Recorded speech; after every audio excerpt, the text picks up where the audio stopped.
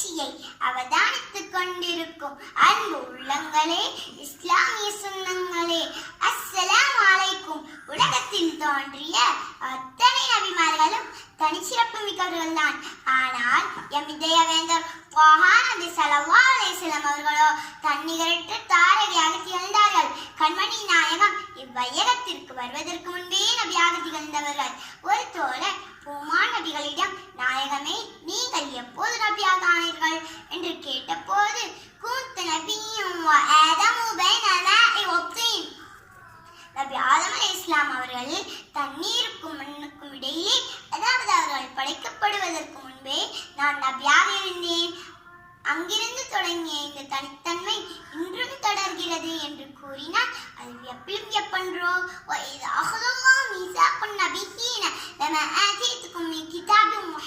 என்ற நீண்ட வசனத்தில் ஒரு தூதர் வருவார். அவர்களை நீங்கள் ஈமான் கொண்டு அவர்களின் உதவியாளராக இருக்க வேண்டும் என்று மத்த நபிமார்களிடத்தில் நம் நபி ஸல்லல்லாஹு அலைஹி வஸல்லம் அவர்களை அல்லாஹ் குறித்து பேசியதும், அவர்கள் பிறப்பதற்கு முன்பே எல்லா நபிமார்களும் அவர்களை குறித்து முன்னறிவிப்பு செய்ததும், எல்லா மதங்களிலே அவர்களின் மிகச்சிறந்த உம்மத்தாக தேர்வு செய்ததும், ஆதித்தந்தை ஆதம் அலைஹிஸ்ஸலாம் அவர்கள் உட்பட எல்லா நபிமார்களுக்கும் நபிகளிலே தலைவராக வல்ல அல்லாஹ் ஆக்கியதும், தன்னிகரற்ற வேதமாம் அல் குர்ஆன் ஷரீஃபை அல்லாஹ் அவர்களுக்கு வழங்கியதும் தனிச்சிறப்பிலும் தனிச்சிறப்பன்றோ.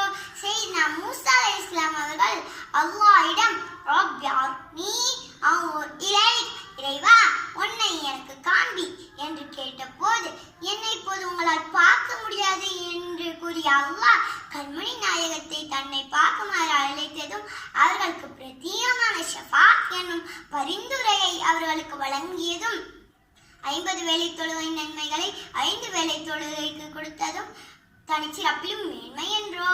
மா ஜாஅ பில் ஹஸனதி ஃபலஹு அஷ்ரு அம்சாலிஹா வ மா ஜாஅ பிஸ் ஸய்யிஅதி ஃபலா யுஜ்ஸா இல்லா மிஸ்லஹா. ஒரு நன்மைக்கு ஒரு குழி என்று இல்லாமல் குறைந்தது 10 எண்ணும் 700 வரை கூட இந்த பாக்கியம் அதிகமாக கண்மணி நாயகத்தின் உம்மத்திற்கு வழங்கப்படும். அதே சமயம் ஒரு பாவம் செய்தால் ஒரு தீமை மட்டுமே எழுதப்படும். இது எம் இறையின் அருள் கூற்று, எம் நபிகளின் மூலம் கிடைத்த பாக்கியம் என்றோம். கண்மணி நாயகத்தை சுறாக்கா பிடிப்பதற்காக விரைந்து வந்த போது, அவர் ஏறி வந்த குதிரையின் கால்களை பிடிக்க சொல்லி பூமியிடம் கட்டளையிட்டதும், அது உடனே பிடித்து பூமானின் கட்டளைக்கு அடிபணிந்ததும், அபூஜெஹல் போன்ற பெரும் குறைஷி தலைவர்களின் சவாலை ஏற்று தனது சுட்டு விரலால் வெண்ணிலவை 2ஆய் பிளந்து ஹுதைபியா உடன்படுக்கும் போது தனது புனிதமான 2 விரல்களுக்கு இடையிலே தண்ணீரை ஓட வைத்து 1400க்கு மேல் இருந்த தோழர்களின் தண்ணீர் தேவையை பூர்த்தி செய்து மரத்தை வா என்றதும் வந்ததும், போ என்ற போது போனதும், மாலை மொட்டகத்தை பேச வைத்தது நபிகளின் தனிச்சிறப்பன்றோ.